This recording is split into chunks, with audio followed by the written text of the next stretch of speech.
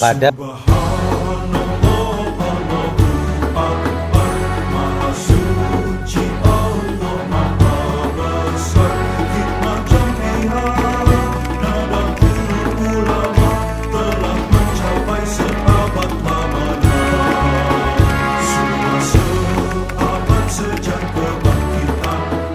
kemarin sudah saya awali sedikit tentang salah satu nikmat Allah adalah bahasa, kemudian bagaimana cara kita untuk mengistimbat bahasa itu. Mari kita lanjutkan. Wa madlulul lafzi imma makna juz'iyun au kulliyun. Yang ditunjukkan lafaz secara makna ada kalanya juz'i, ada kalanya kuli. Artinya setiap lafaz ini menunjukkan terhadap makna. Makna itu ada kalanya juz'i, artinya hanya tunggal, tidak bisa untuk ganda dan tidak bisa untuk kita luaskan ke makna lain. Atau sifatnya kuli yang lebih luas, universal. Kita contohkan Zaidun atau Muhammadun. Muhammad tentu terhadap satu individu. Tapi kalau kita katakan al-insan, manusia tentu yang ditunjukkan maknanya banyak. Muhammad atau Zaid itu adalah contoh daripada lafaz yang ditunjukkan adalah juz'i, sementara insan adalah contoh lafaz yang ditunjukkan adalah kulli. Dalam Al-Quran semuanya pasti seperti itu. Yang ditunjukkan kalau tidak juz'i ya kulli. Kemudian aulafdun mufradun musta'malun. Ada kalanya lafaz itu mufrad yang mustakmal, ada kalanya lafaz mufrad muhmal. Jadi lafaz mufrad itu ada dua macam, ada yang mustakmal, ada yang muhmal. Contohnya yang mustakmal ya al-insan, itu kan mustakmal. Mustakmal artinya terpakai, punya arti. Insan berarti manusia. Yang muhmal contohnya apa? Kalau al-insan itu masing-masing kita pisah-pisah nunnya, alifnya, sinnya, nunnya, alifnya, lamnya. Itu coba kita pisah satu-satu. Tentu tidak ada makna. Itu namanya muhmal. Kemudian ada yang murakkabun mustakmalun. Ada lafaz yang murakkab. Murakkab ini tersusun, bukan hanya tunggal satu. Contohnya kita katakan al-insanu haywanun natikun. Nah, ini kan tersusun murakkab. Tadi mufrad itu tidak tersusun, tunggal. Kalau murakkab atau tersusun al-insanu haywanun natikun, ada berapa kalimat ini? Ada 3 kalimat. Nah, kalimat yang sifatnya atau yang murakkab itu pun ada yang mustakmal, ada juga yang muhmal. Coba kalau umpama kita rekonstruksi atau kita buat secara acak, hurufnya ini kita putar-putar, tentu kan tidak punya makna. Itulah maksudnya bahwa kalimat atau lafaz itu ada kalanya ada kalanya mufrad, ada kalanya murakkab. Masing-masing daripada murakkab dan mufrad itu ada yang mustakmal, ada yang muhmal gitu. Tentu sudah kita ketahui bersama kemarin bahwa dalam Al-Quran tak mungkin ada muhmal, tak mungkin. Dalam Al-Quran pasti punya makna. Baik, kita lanjutkan. Wal wat'u ja'lul lafzi dalilan alal makna. Apa yang dimaksud dengan wat'u? Kalau kita belajar ilmu nahwu, terutama pasti dimulai dengan jurumiyah, pasti kita ingat ya. Kalamun, yang dinamakan kalam itu adalah al-lafdu al-murakabu al-mufidu bil wat'i gitu ya. Wat'u itu apa? Wat'u itu adalah ja'lul lafzi dalilan alal makna. Menjadikan sebuah lafadz untuk menunjukkan terhadap makna, itu namanya wat'u. Ini penting untuk kita pahami supaya nanti dalam pembahasan hakikat dan majas kita tahu wat'u yang pertama apa, wat'u yang kedua apa. Jadi saya ulangi, wat'u itu menjadikan lafadz sebagai dalil untuk makna yang dikehendaki. Kita contohkan al-asadu. Dalam bahasa Arab, al-asadu artinya adalah harimau. Wat'u pertama atau al-asad itu diletakkan untuk bertujuan maknanya harimau. Itu namanya wat'u pertama. Ada wat'u kedua, yaitu diletakkan untuk makna laki-laki yang pemberani. Jadi laki-laki pemberani apa namanya? Asad. Karena disamakan dengan harimau. Nah, laki-laki pemberani itu adalah wat'u kedua. Al-asad untuk hewan yang buas itu adalah wat'u pertama. Jadi wat'u meletakkan lafadz untuk tujuan makna. Kadang-kadang satu lafadz diletakkan untuk banyak makna. Oleh karenanya ini penting untuk kita ketahui agar nanti kita tahu wat'u pertama, wat'u kedua, agar membedakan mana hakikat, mana majas yang sering kali kita temui. Baik. Rekan-rekan yang saya muliakan, kita lanjutkan kembali. Wala yustaratu munasabatul lafzi lil makna. Antara lafadz dengan makna itu tidak harus munasabah. Tidak harus berkesesuaian, tidak harus sinkron secara lafadz dan makna itu mempunyai kesesuaian. Oh tidak, itu tidak diharuskan. Maksudnya apa? Bisa jadi mungkin secara bunyi itu tidak cocok dengan makna yang dituju. Bisa jadi seperti itu. Akan tetapi khilafan li abad. Hal ini berbeda dengan pendapat seorang ulama yang bernama Abad Asy-Syaimuri. Ini beliau orang Mu'tazilah. Beliau mengatakan bahwa antara lafadz dengan makna itu mesti munasabah. Artinya apa? Lafadz itu kalau menunjukkan sesuatu yang bagus, ya mestinya ucapannya juga bagus gitu loh. Terdengarnya indah dan elok. Itu pendapat daripada seorang ulama bernama Abad Asy-Syaimuri. Akan tetapi pendapat ini lemah. Nah, kalau menurut pendapat ini tidak-tidaknya ada dua makna. Bahwa antara lafadz dan makna itu harus munasabah atau berkesesuaian. Yang pertama, annaha hamilatun alal wat'i. Munasabah itu mendorong agar lafadz itu diletakkan pada makna. Yang kedua, kafiyatun fi dalalati lafzi alal makna. Cukuplah bahwa lafadz itu menunjukkan pada makna yang berkesesuaian. Itu adalah dua cabang dari pendapat yang terus terang saja pendapat ini lemah, yang disampaikan oleh seorang ulama bernama Abad Asy-Syaimuri yang mensyaratkan antara lafadz dengan makna harus munasabah alias berkesesuaian. Itu bagi saya tidak terlalu penting sangat ya. Baik.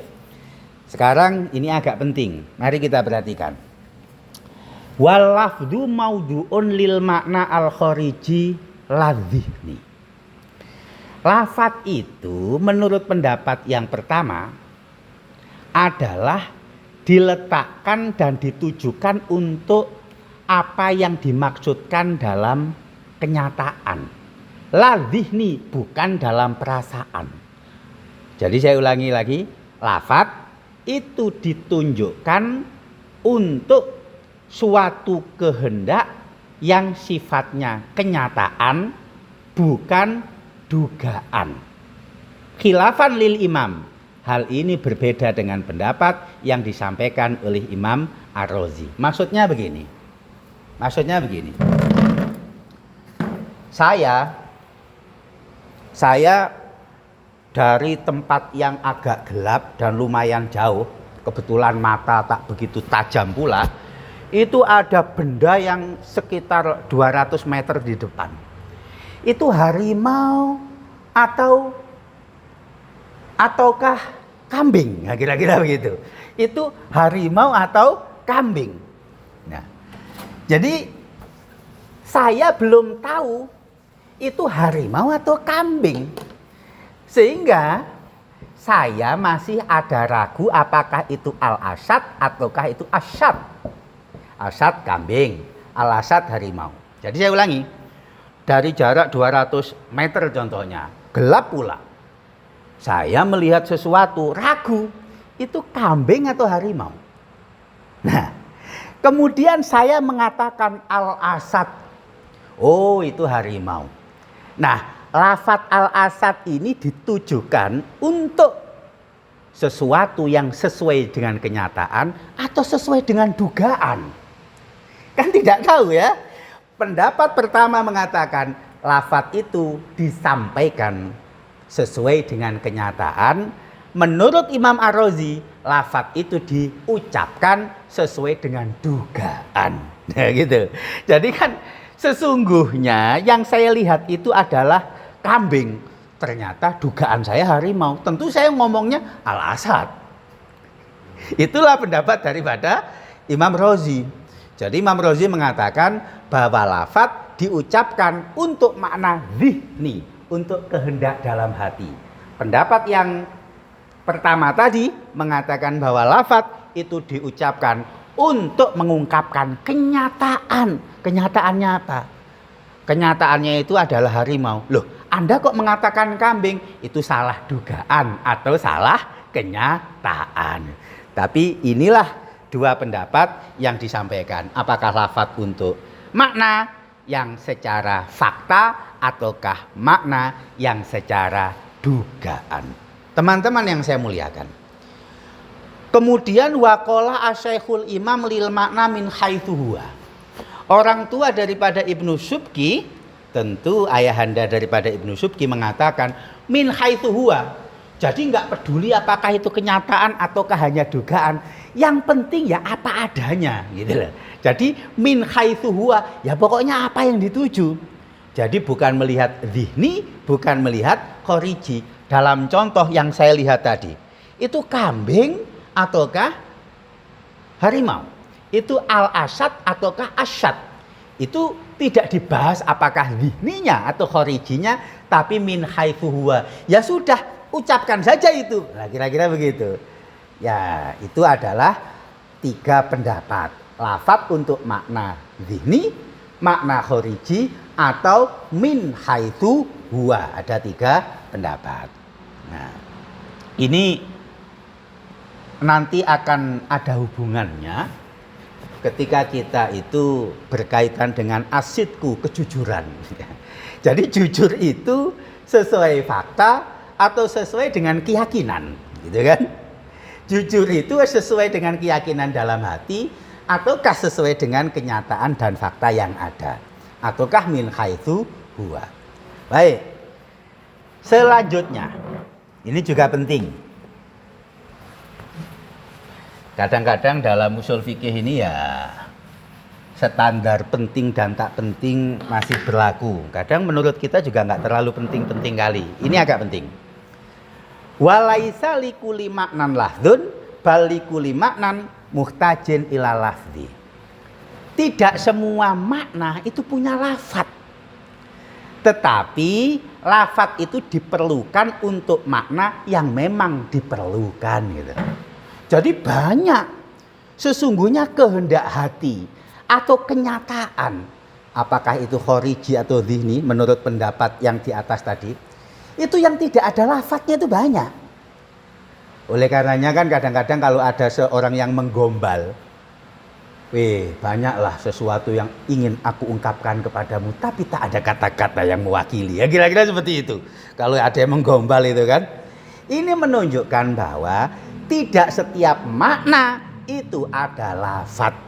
Tetapi makna-makna yang memang membutuhkan lafadz itulah yang harus ada lafadznya. Dengan demikian bisa jadi bahasa itu berkembang terus. Berkembang terus. Yang dulu tidak ada lafadznya bisa jadi sekarang ada lafadznya. Bisa jadi hari ini belum ada lafadznya, suatu saat nanti akan ada lafadz yang baru. Karena apa? Tidak setiap makna itu ada lafadz. Jelas makna itu lebih banyak daripada lafadz. Oleh karenanya kalau ada orang yang gombal kan seperti itu ya, merayu lawan jenisnya, merayu orang yang disukainya. Sebenarnya terlalu banyak yang ingin aku ungkapkan, tapi tak ada cukup kata-kata untuk menyampaikan. Nah, contohnya seperti itu. Walaisa likuli maknan lafdun bal likuli maknan muhtajin ilal lafdi. Setiap lafadz itu dibutuhkan dari sebuah makna, itulah lafadz yang harus ada. Baik. Rekan-rekan yang saya muliakan, kita lanjutkan. Wal muhkam al muttadih, gitu ya. Ini kecil tulisannya gitu ya. Wal muhkam al muttadihul makna wal mutasyabih minhu ma istaksarallahu bi ilmihi. Udah cukup Dinda. Dalam Al-Qur'an ini yang disebutkan oleh As-Subki ini adalah menyitir apa yang difirmankan Allah. Huwallazi anzala 'alaikal kitaba minhu ayatum muhkamatun hunna umul kitab wa ukharu mutasyabihat. Ada yang muhkam, ada yang mutasyabih. Apa yang muhkam? Al-muttadihul makna. Apa yang maknanya jelas itu muhkam. Apa yang mutasyabih? Minhum mastaksarallahu bi ilmi. Hanya Allah yang mengetahui dan Allah qad yutli'u alai ba'dha asfiyaihi.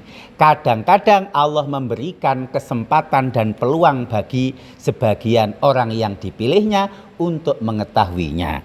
Artinya apa? Dalam Al-Qur'an sesuai dengan firman Allah di awal-awal Ali Imran, itu ada ayat yang muhkam, ada yang mutasyabih. Dalam Al-Qur'an ada yang muttadihul makna. Maknanya sudah jelas. Maknanya sudah gamblang. Tapi ada yang mutasyabih. Makanya kan wa ma ya'lamu ta'wilahu illallah warasikhuna fil ilmi. Itu kan ada dua pendapat. Kalau yang mengatakan bahwa wa ma ya'lamu ta'wilahu illallah, tidak ada yang mengetahui kecuali Allah. Berarti selain Allah tidak ada yang tahu.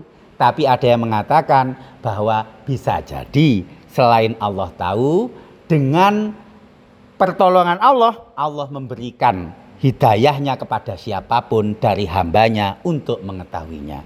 Dalam akhir surat Al-Jin kan juga gitu. Alimul ghaibi fala yushidu ala ghaibi ahada illa manirtado min rasulin. Allah itu maha mengetahui sesuatu yang tidak diketahui. Dan yang lainnya tak akan tahu kecuali siapa yang dikehendaki tahu oleh Allah Subhanahu wa ta'ala. Oleh karenanya kesimpulannya ada muhkam, ada mutasyabih. Dalam Al-Qur'an itu ada yang sudah jelas maknanya, ada yang masih samar-samar maknanya. Yang masih samar-samar maknanya bisa jadi hanya Allah yang tahu, bisa jadi selain Allah juga bisa jadi tahu dengan dikehendaki oleh Allah Subhanahu wa ta'ala. Tapi ingin saya sampaikan kepada kita semua, kadang-kadang ada ayat ini menurut sebagian ulama muhkam, menurut sebagian ulama mutasyabih. Lah gitu. Gitu loh. Jadi konsepnya jelas. Muhkam itu jelas maknanya, gamblang artinya. Mutasyabih itu hanya Allah yang tahu dan orang-orang terpilih yang tahu. Tapi pada kenyataannya para ulama sangat sering berbeda pendapat. Ayat ini muhkam atau mutasyabih begitu. Kita contohkan sedikit lah. Aqimus shalah itu muhkam atau mutasyabih? Loh itu aja bingung gitu loh ya kan. Dan sekarang qiyam itu artinya kan mendirikan. Ya kan? Mendirikan seperti apa? Nah, ya kan? Apakah hanya mendirikan itu melakukan takbir sampai dengan salam? Ataukah kita juga termasuk zikrullah di dalamnya? Atau setelah sholat katanya, setelah sholat itu juga fadkurullah qiyama wa qu'uda wa ala junubikum dan seterusnya. Kan antara muhkam dan mutasyabih. Ya. Jadi konsepnya jelas. Tapi ternyata untuk mempraktekkan mana muhkam, mana mutasyabih dalam Al-Quran, para ulama sering sekali berbeda pendapat. Baik, kita lanjutkan. Qala al-imam. Imam Razi mengatakan, ini prinsip. Walafdu asyai'u la yajuzu ayyakuna maudu'an li ma'nan khafiyin ila alal khawas. Lafat yang sifatnya umum syai, sebuah lafat atau sebuah kata dan kalimat yang populer begitu, itu tidak boleh untuk disampaikan dengan sesuatu yang sifatnya bertujuan siri, nggak bisa. Artinya apa? Seperti kemarin itu loh.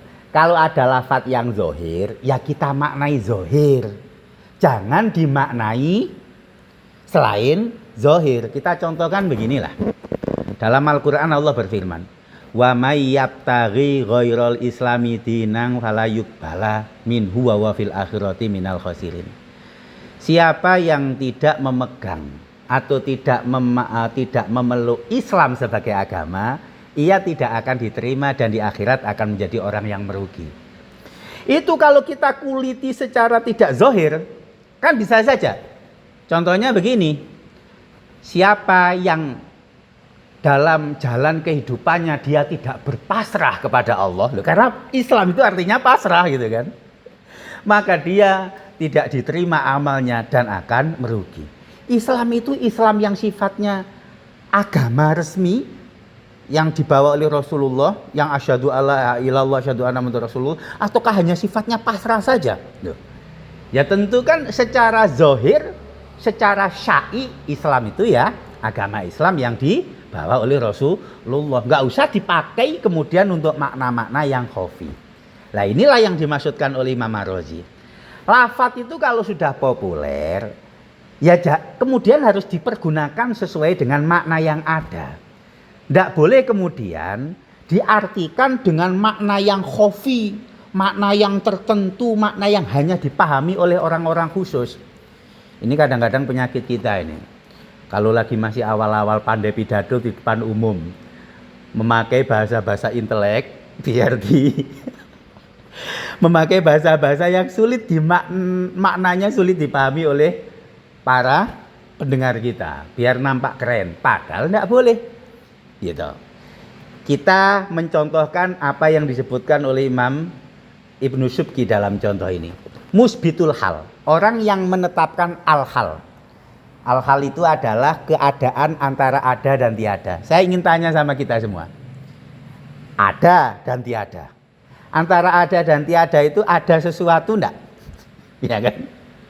Musbitul hal adalah mereka yang menyatakan antara wujud dan adam, antara ada dan tiada itu terdapat sebuah entitas yang dia bukan ada, bukan juga tiada. Itu namanya hal. Oleh karenanya para musbitul hal, orang-orang yang berpendapat bahwa hal itu ada entitas antara ada dan tiada, itu mengatakan apa? Al-hal hiya al-harokah maknan yujibu taharukuz zat. Yang dinamakan hal itu adalah sesuatu yang menetapkan pergerakan zatiyah. Itu kan sulit dimaknai kan? Saya mengatakan begitu, antum yang dengar aja pusing. Lah itulah yang dinamakan lafadz yang populer, itu ya harus dipergunakan sesuai maknanya yang apa adanya. Ndak usah kemudian kita arahkan terhadap makna-makna yang sifatnya samar. Itu namanya mempersulit. Ini kaitannya dalam praktek-praktek kita ketika istimbat dan istidlal, ketika kita membaca ayat Al-Quran, membaca hadis. Kalau lafadznya itu menunjukkan pada makna yang seharusnya dari lafadznya yang syai, ya sudah kita arahkan ke sana.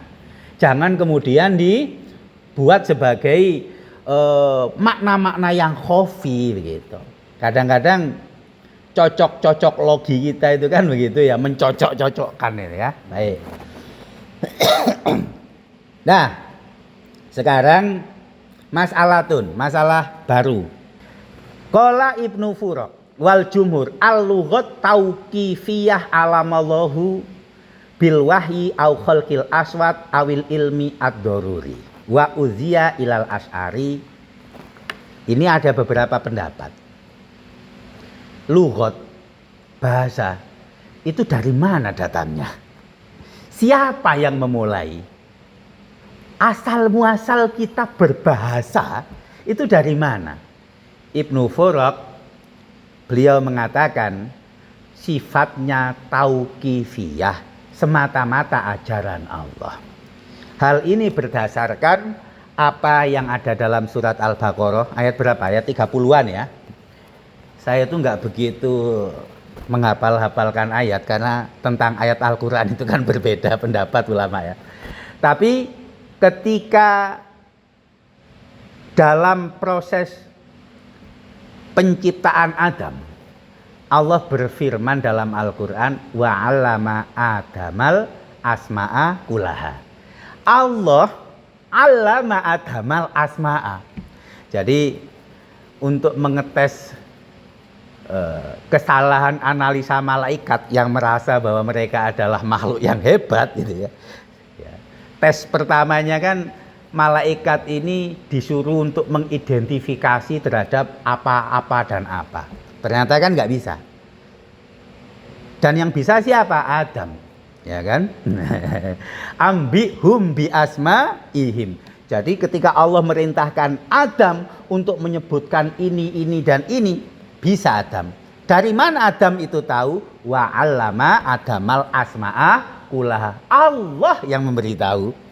Dari sinilah Ibnu Furaq dan mayoritas ulama mengatakan bahwa bahasa itu tauqifiyah, diajarkan langsung oleh Allah. Jadi sumbernya itu dari Allah langsung. Bagaimana Allah mengajari makhluknya?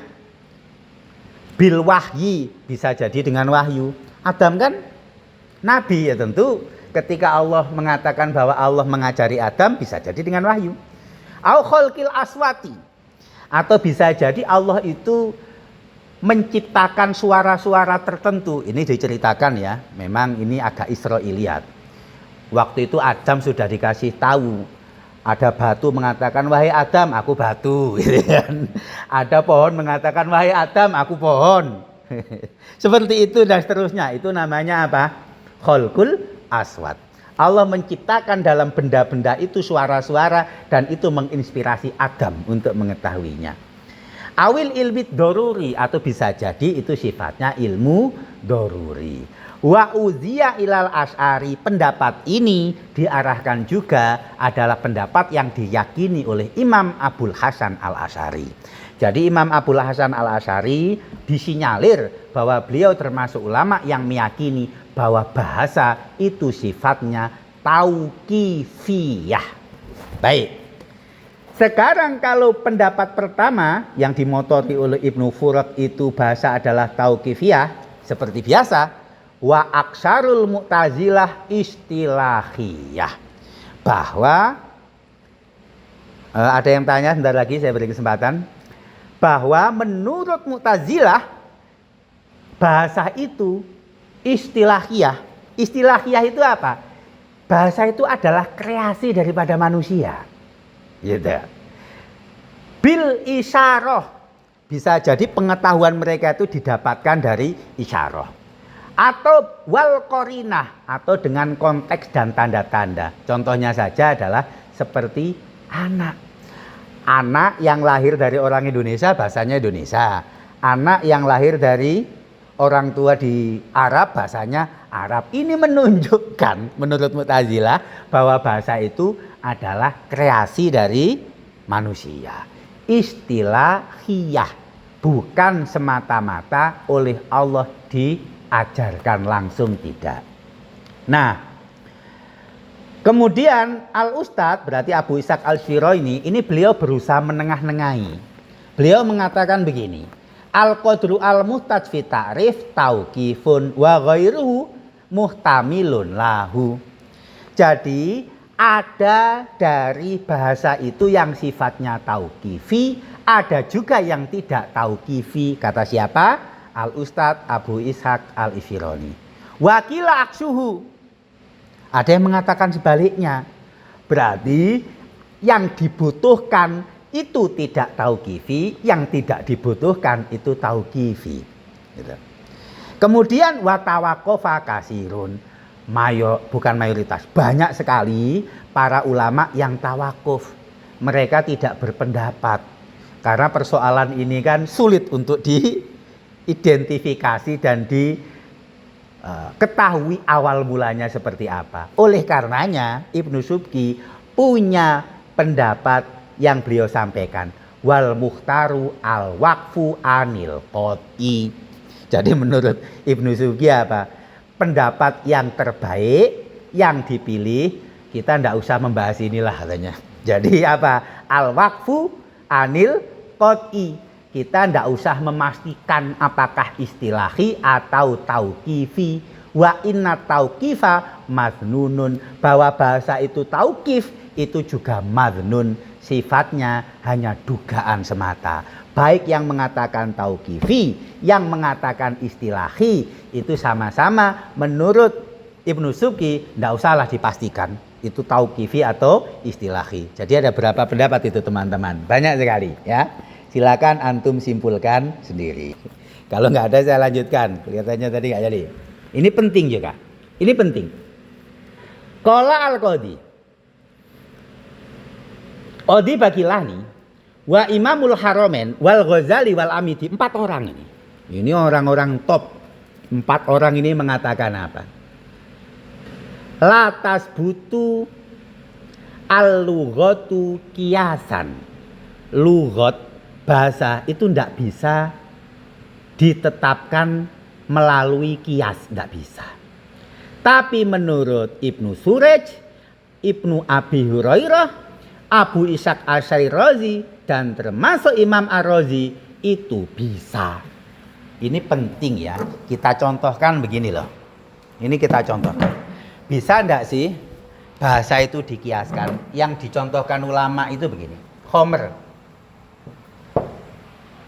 Khomer ini kita ketahui adalah hasil fermentasi atau perasan anggur kalau tidak salah. Mohon jangan terlalu secara letterlek ya dipahami bahasa saya karena saya tak tahu juga khomer dari apalah. Kita andaikan saja yang kita ketahui atau yang kita baca. Khomer itu adalah minuman beralkohol tinggi yang hasil fermentasi dari perasan anggur yang kita ketahui itu. Dinamakan khomer secara bahasa karena dia menutup akal. Khomer itu kan menutup. Makanya jilbab itu kan dinamakan khimar karena menutup kepala. Khomer itu menutup akal. Orang yang minum khomer itu akalnya tertutup. Nah sekarang pertanyaannya. Kalau minuman itu fermentasinya bukan dari anggur. Tapi sama-sama punya tahmir. Dia bisa menutup akal. Alkoholnya tinggi. Kalau minum bisa mabuk. Bisa dinamakan khomer enggak? Gitu. Kita contohkan. Mungkin di tempat kita banyak tua, ya kan? Tua itu kan jelas bukan dari anggur. Karena di tempat kita jarang anggur. Arak, kalau saya tak tahu arak dan tua itu dari mana. Mungkin tua itu dari kelapa kalau tidak salah. Kalau tidak salah ya. Kalau tidak salah ya. Sekarang ada minuman yang bukan berbahan dari anggur. Namanya tua. Tua itu khomer bukan? Gitu loh. Bisa nggak kita mengatakan tua itu khomer? Kalau tua itu khomer, maka itu namanya bahasa bisa dikiaskan. Gitu. Sehingga kalau kita mengharamkan tua, itu dalilnya sudah jelas. Innamal khomru wal maisiru, bahwa khomer, maisir dan wal ansab wal azlam rizum min amali syaitan, firman Allah. Wa yas'alunaka anil khomri wal maisir. Mereka bertanya tentang khomer dan maisir.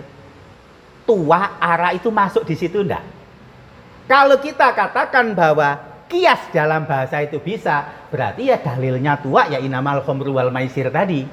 Kalau tidak bisa, berarti kita mesti mencari cara haramnya tua dan arak. Bukan langsung dari firman Allah itu, bisa jadi melalui proses kias syar'i.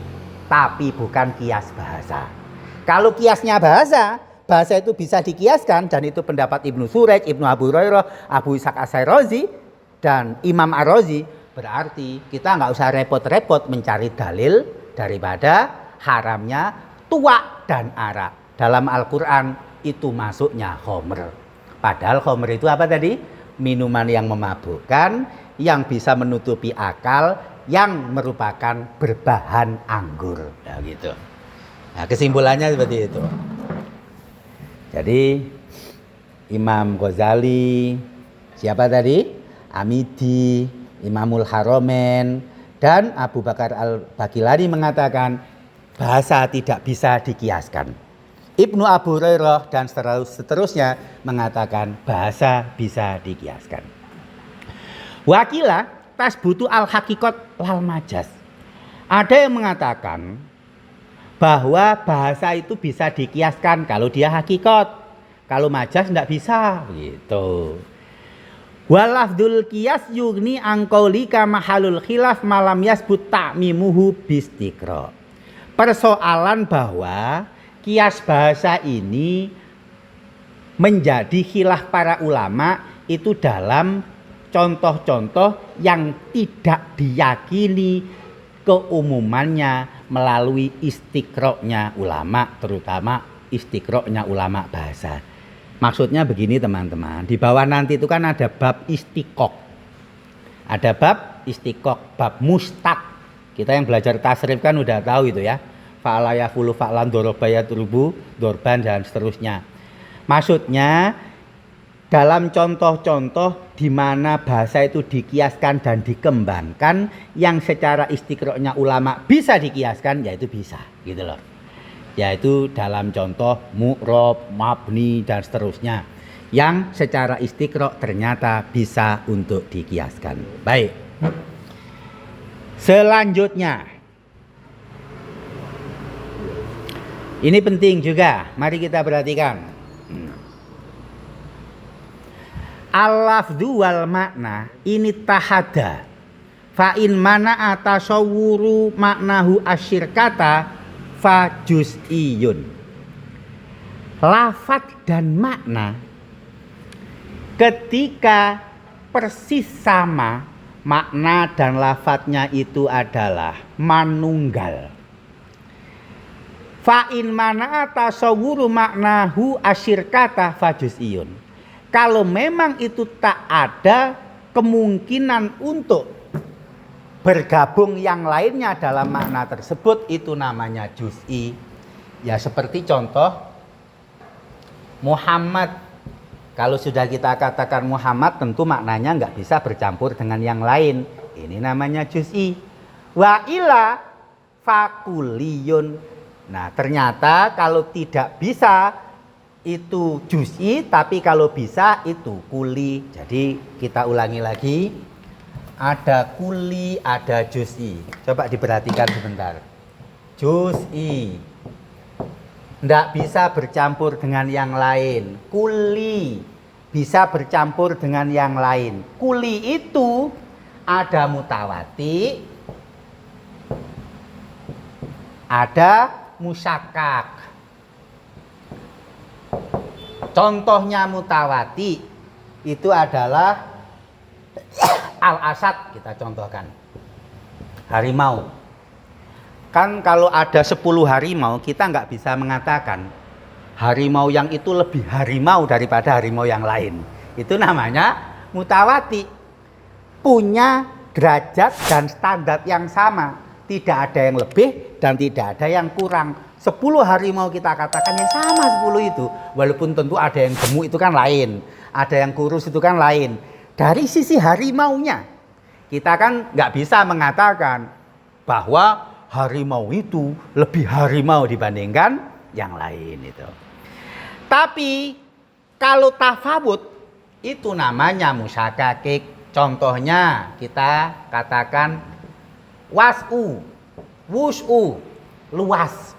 Luas itu kan ausa, lebih luas. Ya kan? Aqallu wus'an, sedikit luasnya. Ketika kita bicara konteks luas, ada yang lebih luas, ada yang lebih sempit. Nah, itu namanya apa? Itu namanya musyakik. Jadi kuli itu ada yang mutawati, ada yang musyakik gitu. Sekarang wa in ta'addada fa mutabayin. Sekarang lafadz beda, makna beda, yaitu namanya mutabayin. Jadi namanya mutabayin itu ada lafadz dengan makna yang berbeda, itu namanya mutabayin, ya udah jelas ya. Contohnya insan itu kan maknanya adalah manusia, kok kita artikan al-asad, kan nggak mungkin. Jadi makna asad dengan lafadz insan itu namanya mutabayin. Tapi yang menarik begini, wa ini tahaddal makna dunal lafzi. Kalau maknanya ada ganda,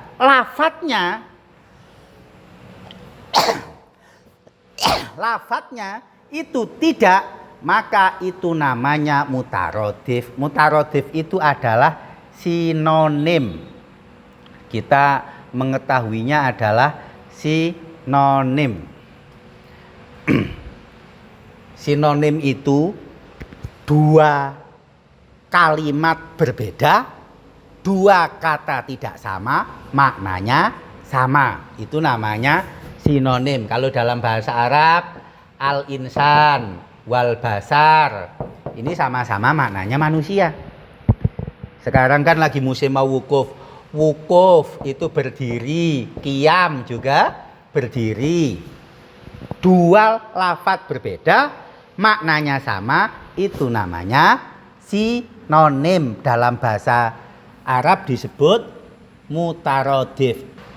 Nah, sekarang terbalik. Maknanya lebih dari satu, disiratkan dan disuratkan oleh satu lafadz, itu namanya mustarok selama dua-duanya hakikat. Itu namanya mustarok. Yang terkenal sekali dalam Al-Quran, Al-Qur'u.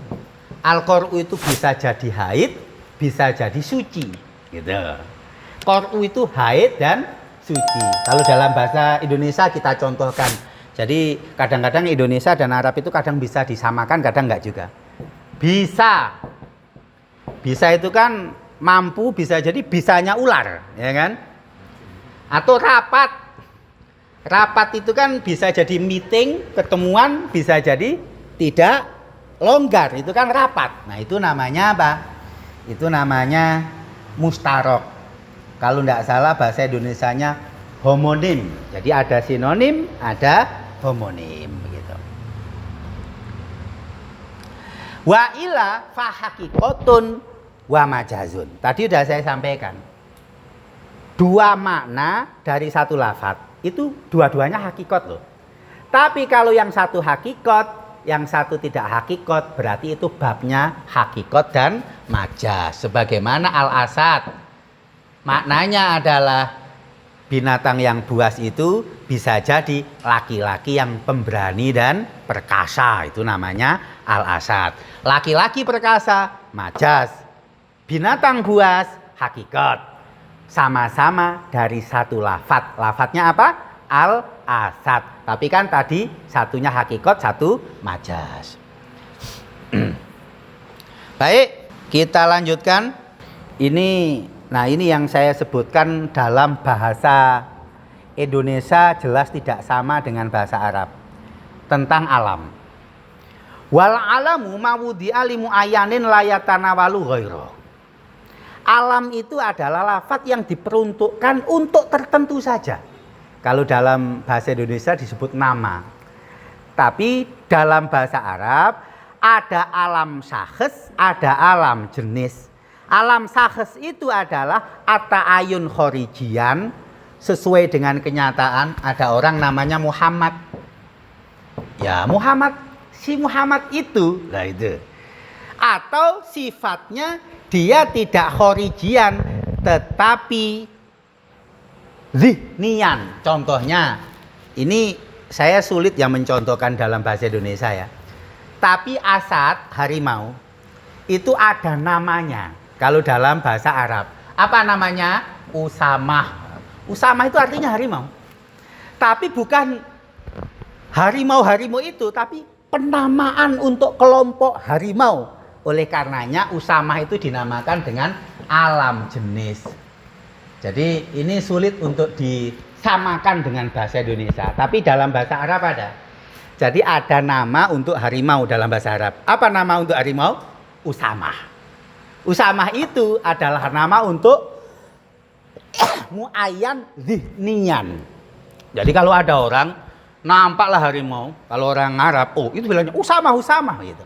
Jadi untuk menamakan kelompok harimau sehingga dinamakan dengan alam jenis, bukan alam syakhs. Ini sulit untuk dicerna dalam bahasa Indonesia. Perspektif bahasa Indonesia ini sulit. Apa bedanya Asad dengan Usamah? Kalau Asad itu dikatakan wa in wudi alil mahiyah min haisuyah fasmul jinsi. Kalau ditujukan untuk mahiyahnya, untuk substansinya, dari sisi substansialnya, itu namanya isim jenis. Makanya Usamah itu alam jenis, Asad itu isim jenis. Nah begitu. Apa bedanya Asad, Usamah? Kalau isim jenis itu tentu tidak bisa langsung nakiroh. Bisa jadi dia nakiroh, bisa jadi makrifat. Tapi kalau Usamah, karena dia alam, dan kita tahu semua alam itu pasti makrifat, maka Usamah itu pasti makrifat. Kalau Asad bisa makrifat, bisa nakiroh. Nanti mengikuti juga mausufnya begitu. Atau ketika dia menjadi man'ut, naatnya harus ikut makrifat ketika Usamah. Tapi kalau Asad belum tentu. Jadi itu perspektif bahasa Arab yang mungkin sulit untuk kita pahami dari perspektif bahasa Indonesia. Yang jelas ada alam syakhs, ada alam jenis. Kalau dia tertentu hanya untuk mahiyah tidak ta'ayun, itu namanya isim jenis. Baik, itulah teman-teman yang saya muliakan. Kita akan lanjutkan besok lagi. Kalau tidak libur hari raya Idul Adha ya. Baik, ada yang mau ditanyakan silakan. Kalau ada yang mau tanya silakan. Tadi nampaknya ada yang mengacungkan tangan. Cukup? Baik, itu saja yang bisa saya sampaikan malam ini. Silakan kalau mau yang tanya silakan.